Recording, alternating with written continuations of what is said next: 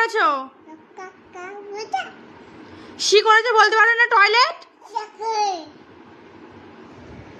কি অবস্থা! হ্যাঁ,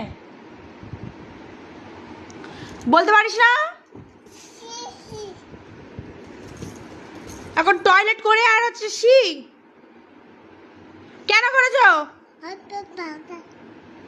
কেন করেছো? কেন করেছো? কেন করেছো বলো? কেন করেছো? কেন করেছো বলো? এই, এইদিকে তাকাও।